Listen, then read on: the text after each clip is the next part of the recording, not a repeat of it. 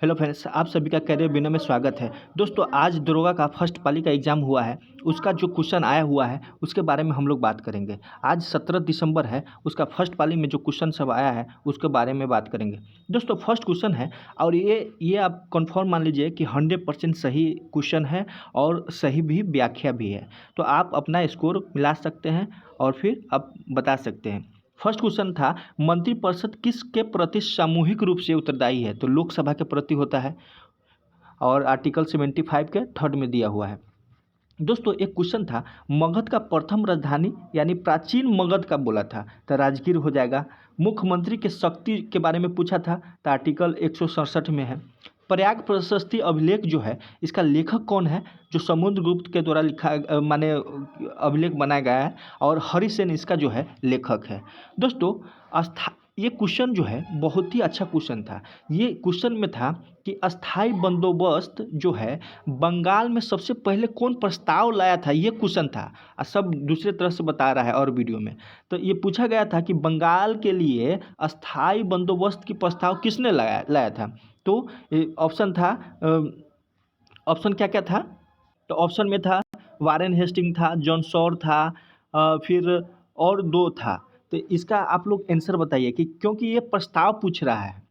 फिर अगला था, कोसी नदी जो है बिहार में कहाँ पे मिलती है, माने गंगा नदी में कहाँ पे मिलती है?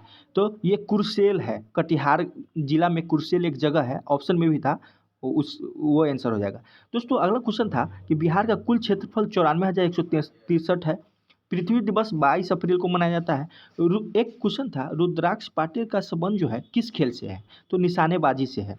बेला डीला जगह है, इसका मान किस लिए फेमस है? तो लो यश के लिए फेमस है और छत्तीसगढ़ में है। दोस्तों, एक क्वेश्चन था, इमरजेंसी हार्मोन कौन है? तो एड्रिनल से जो एफ निकलता है 3F और इसको 4S भी बोला जाता है इस हार्मोन को। एक तैरता हुआ राष्ट्रीय उद्यान के बारे में पूछा था। फिर कुद्रुमुख के बारे में पूछा था कि ये है क्या? तो ये पहाड़ी है जो कहाँ पे है? कर्नाटक में और लो यश के लिए फेमस है। मंगल पांडे के बारे में पूछा गया था कि किस रेजिमेंट से थे? तो ये 34वीं रेजिमेंट से थे। एकारा राजधानी किसका है? तो घाना का है। विधानसभा में मैक्सिमम सीटों की संख्या कितनी हो सकती है? तो 500 हो सकती है। अल हिलाल जो पुस्तक है किसने लिखा था? मौलाना अब्दुल कलाम आज़ाद लिखा था, अब्दुल कलाम आज़ाद। ये था अल हिलाल और अल बिलाल। फिर पूछा था, मुगल और मेवाड़ की समझौता 1615 में जहांगीर के समय हुआ। फिर पूछा था, भारत का सबसे बड़ा क्षेत्रफल में कौन है? तो राजस्थान है। दोस्तों, एक क्वेश्चन था कि इनकम जो है कैसे डिफाइन किया जाता है? तो NNP फैक्टर कॉस्ट पे डिफाइन किया जाता है। फिर पूछा था, राज्यसभा में राष्ट्रपति की संख्या माने मनोनीत कितने कर सकते हैं? तो 12। राष्ट्रपति पर ये क्वेश्चन बहुत टेक्निकल सही था। राष्ट्रपति महाभियोग में कौन भाग नहीं लेता है?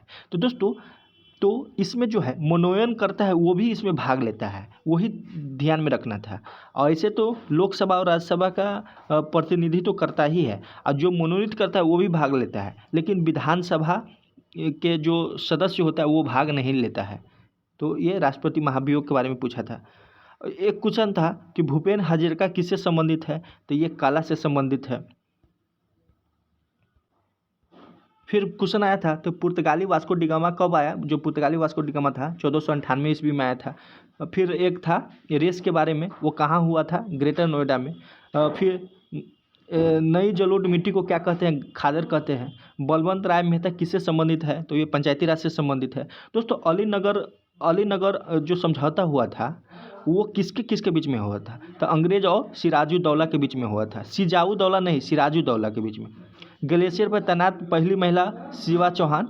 और ऑपरेशन गुरूर जो है CBI से संबंधित है। भारत आसियान जो 5th सम्मेलन हुआ कहाँ पे हुआ? जकार्ता में हुआ। दोस्तों, ये क्वेश्चन बहुत ही अच्छा था। बहुत लड़का ये मारा होगा विनोबा भावे, लेकिन इसका महात्मा गांधी आंसर होगा। कह रहा था कि 1940 में व्यक्तिगत सत्याग्रह कौन स्टार्ट किए थे? तो महात्मा गांधी। और जो विनोबा भावे थे प्रथम सत्याग्रही थे, दूसरा थे पंडित जवाहरलाल नेहरू। फिर पूछा था, अंत्योदय अन्न योजना कब स्टार्ट हुआ? तो 25 सितंबर 2014 को हुआ। फिर पूछा था कि जब राष्ट्रपति शासन लगता है तो आर्टिकल 19 समाप्त होता है, किस आर्टिकल में दिया हुआ है? जो स्वतंत्रता की अधिकार है, फंडामेंटल राइट है, वो आर्टिकल 358 में है। फिर इसमें पूछा था कि कार्यपालिका में कौन नहीं शामिल है। तो ऑप्शन था राष्ट्रपति, प्रधानमंत्री, और फिर था महान्यायवादी, एडवोकेट, अटॉर्नी जनरल, और एक था कैग। तो कैग शामिल नहीं होता है। फिर पूछा था कि SARAH ऐप किसने लॉन्च किया है। तो केंद्रीय ग्रामीण विकास मंत्रालय ने किया है। प्रोजेक्ट 75I क्या है। तो पनडुब्बी से संबंधित है। फिर पूछा था कि 1991 के बारे में पूछा था, ये किस लिए हुआ था। तो हम लोग जानते हैं कि उस समय जो विदेशी मुद्रा के भंडार था बहुत ही कम हो गया था। तो इसके वजह से ये भी बोला गया कि विदेश में जो भी इंडियन रहता है वो कुछ रुपया अपने घर के लिए भेजे, ताकि, और इससे जो है बहुत पैसा हो गया रिजर्व में। तो ये इसका आंसर में भी हमको लगता है कि ये जो थर्ड ऑप्शन था सी का, वही आंसर होगा, यानी बैलेंस पेमेंट क्राइसिस होगा, बैलेंस पेमेंट क्राइसिस होगा। और इंडोनेशिया का रुपया को माने मुद्रा को क्या कहते हैं, रुपया कहते हैं। फिर पूछा था ध्वनि जो है, ध्वनि का स्पीड सबसे ज़्यादा किस में होता है। तो स्टील में होता है। विस्थापन और ये एक क्वेश्चन बहुत ही अच्छा था। कह रहा था कि विस्थापन और दूरी का जब रेशियो होगा तो क्या होगा। तो दूरी जो है हमेशा बड़ा होता है विस्थापन से। तो विस्थापन छोटा होगा या बराबर होगा। तो लेस देन 1 और लेस देन 1 या इक्वल होगा। एक क्वेश्चन था विद्या जो स्कूटर निकला है, इलेक्ट्रिकल स्कूटर, वो कौन कंपनी निकाला है। तो हीरो कंपनी निकाला है, हीरो।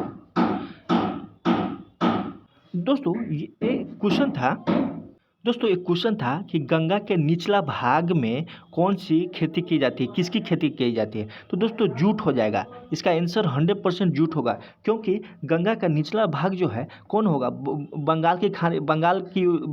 वेस्ट बंगाल की ओर होगा। अब वेस्ट बंगाल में सबसे ज़्यादा जूट का उत्पादन किया जाता है, फसल की जाती है। तो इसीलिए इसका आंसर जूट होगा। दोस्तों एक क्वेश्चन था कि 7वें संविधान संशोधन द्वारा क्या हटाया गया।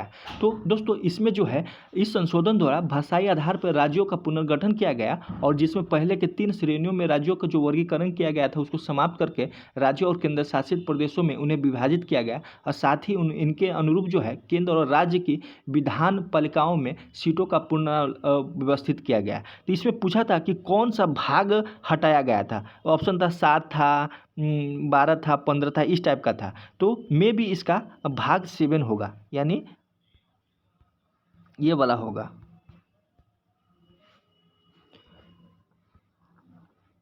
फिर पूछा था दोस्तों कि भारत में 2011 के जनगणना के अनुसार थर्ड एजुकेटेड जो परसेंटेज है सबसे ज़्यादा किसका है। दोस्तों तो इसका मिजोरम आंसर होना चाहिए। अगला है न्यूनतम निगाह अनुपात वाला केंद्र शासित प्रदेश कौन है। तो ये भी क्वेश्चन था। तो न्यूनतम निगाह अनुपात वाला केंद्र शासित प्रदेश जो है अंडमान निकोबार है। दोस्तों इस दोनों क्वेश्चन पे जो है आप लोग खुद गूगल कीजिएगा और बताइएगा। दोस्तों एक क्वेश्चन था SDI कौन बनाता है।